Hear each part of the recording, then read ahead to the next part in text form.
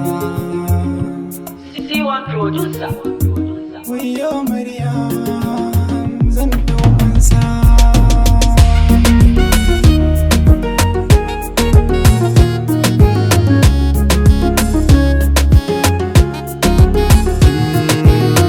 Azurfar rikici akan ta zan iya kada kowa har ƙasa da nisan gari sanaje domin ta koda zan mutu.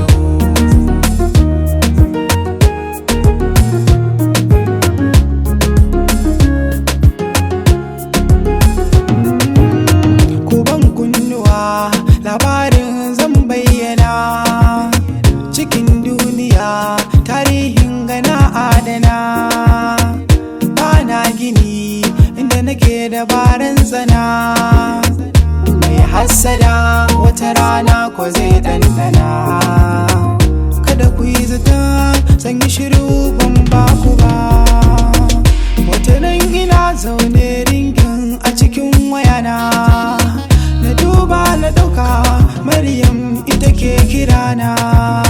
Tana kuka ta ce mini wai na zo za mu gana.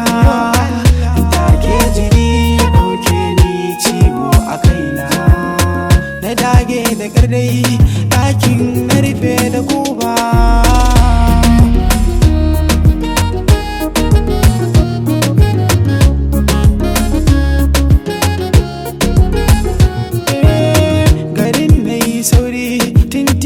Ciwo a fata zan tsallaka titi na bige da mota. Wai za a kai na asibiti ne na ce ban bukata.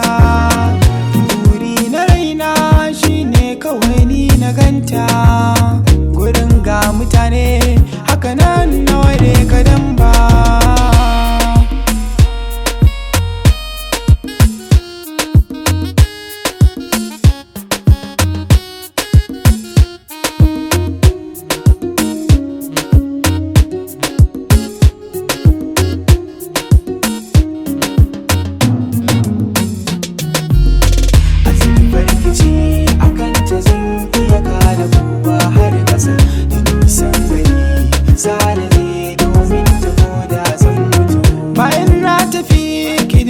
Suka yi min garanto, suka ɗingume ni suka sanya ni mota ta yoto.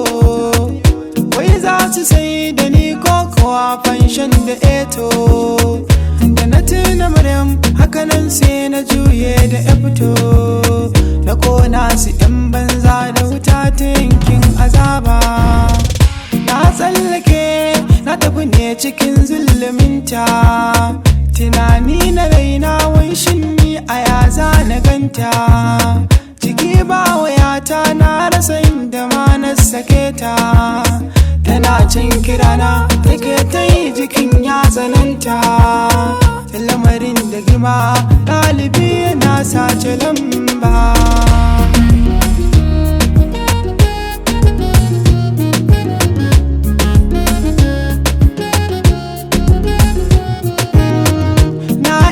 Maryam cikin jini raina ga Allah, ba na zuwa a tare da ni ƙara na ƙwalla. Maryam ta ce matso garan wasiya na kula, wasu ne suka yi mini wanga ta'adda domin na wula. Doga azurfa za ta bani waƙar kubi.